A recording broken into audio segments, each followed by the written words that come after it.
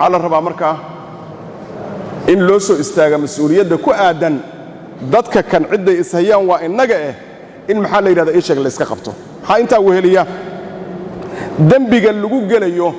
aad buu u culus yahay in lagu fiirsado dadka muslimiinta dayaca amaba se qayb laga noqdaba hadda waxyaabaha na haysta waxa kamid ah waxa la leeyahay dadkii kaalmayba ka dhexelayeen mujtamac dhexdiis oo say uga helayaan waxa la yiri guul darro eed ma weydo shacabku dawladda eedayaana waxay yiraahdaan laaluush baa la qaatay oo control hebel baa la dhaafay oo maxaa la yiraahdaa checkpointigaas xoogaa inta la soo siiyay ka soo gudbay oo mis weydiinay kuwa guriga ka kireeyay ama cabsida ama garashada oo iyagoo ogsoon u fasaxay inay ku diyaarsadaan ijraamkooda meesha iyada ah dambiga qayb kuma laha miya waa su'aal kuwa u siiya lacagta baadda u siiya iyagoo awoodi kara intay lacagta isu aruursadaan inay isaga dhiciyaan kuwa dambiga qayb kuma laha miya oo marka la hadasho u haysta inay diin u haystaan iyo nusuus intay xoolaha bixiyaan baadda ah lagu laayo dadka ay xitaa qaraabadoodii iyaga laftooda ay ku badbaadi waayaan kuwa dambiga qayb kuma laha miya ma si dhaba loo wada hadlo mas'uuliyadda la isku tuurtuurayo ma la iska daayo shaqada taala ma la qabsado cidda loo danaynayo cid kale maaha waa naftaada inay qowlaysatadan ka badbaado iyo dooxatada tan qof walba muu ilaahay ugu dhawaado inuu naftiisa badbaadiyo oo hadday dawladdu ku filaan weyday waxaanay ku filayn ma gacan lagu siiyo oo waxa weeye ii sheeg haddaba iyadoo joogta baa inta qoryo laga garab qaataa qabaa'il lagu duulaa ma qabaa'ilka la tunjulacsanaya lacagaha meelaha laga diray waa la yaqaanaa dibadda laga diraa ganacsatada dirta laba reer baa isgalaysa waxa la dirayaa intaasoo lacag iyo intaasoo hubaa la diraya waa la isku baaba'aya inta miyaan loo abaabuli karin nimanka la yiraahdo khawaarijta shabaab miyaan nooca la isaga dhicin karaynin waxa lagu jiro waxaad moodaysaa inay yihiin wax yacni u eg khayaal inay yihiin baad moodaysaa oo dadku siday u fikirayaan markaad fiiriso waxaad leedahay dadka kan muquuba ku dhacday baad leedahay dadka kan maqola habarti baad is leedahay dadka kan miyay sixran yihiin baad is weydiinaysaa ikhwati alkiram waxa loo baahan yahay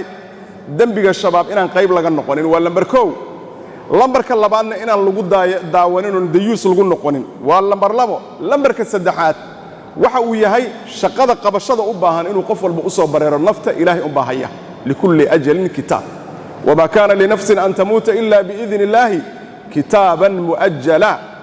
nafina uma sugna inay iska dhimato idanka ilaahay ma ogiye adoo arsaaqay adduunyada ku taalo walaadan tagaynin adoo inaad sheekayso ay ku sii qoran tahay wala lagu kaxaynaynin inta ka horeysa in dad la iska dhigaa loo baahan yahay dhibaatadan dadkan xargagixisada ee khawaarijta iyo ka sii daranba ah annaga kaliya gaar naguma ahayn dad badan bay soo dhibaateeyeen ciraaq meesha la dhihi jiray dab bay geliyeen waa holciyeen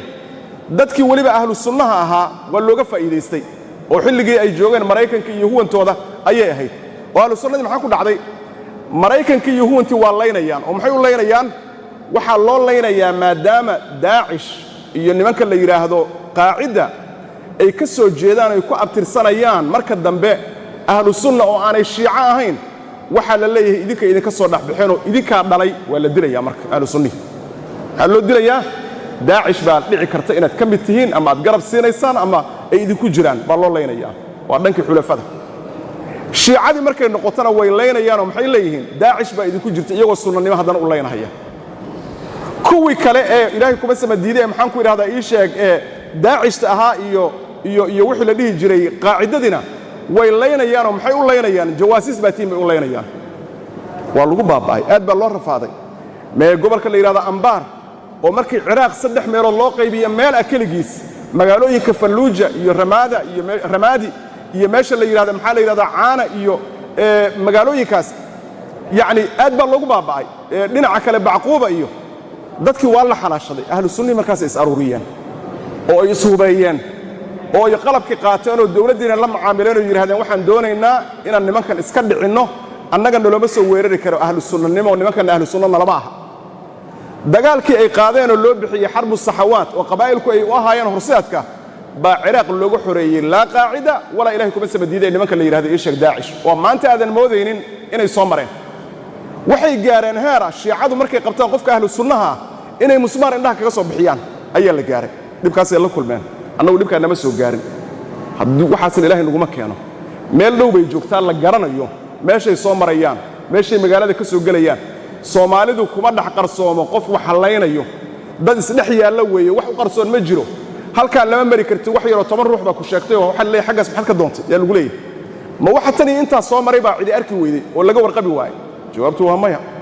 isku fiirsi markay yaanu jirin cidda la dilahayo waa adiga waxa loo baahan yahay lafahaaga waxa ay ku ogoshay diinta oo ku difaacan karto inaad ku difaacdo dawladana aad gacan ku siiso waxa ay doonayaan wax kala maaha waa in dawladnimada yarta meesha ay ka baxdo dad karan la xalaashado meeshana ay noqoto meel adduunka shar looga faafiyo ay noqoto taana midna anfici karta ma aha walla ma wada carari karo waxaan u baahanahay marka in inta ilaahay lagu kala soonaado subhanahu wa ta'ala nafta la difaaco oo la iska ilaaliyo nimanka iyo waxa ay sameynayaan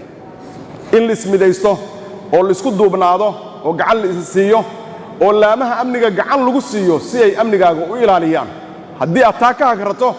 ciddaad hagranayso cid kale ma aha waxa ugu horeeya waa qoyskaaga iyo naftaada weeye taa iyada ana qofka muslimka kama suurtoodo wajazaakumullahu khayran wa sallallahu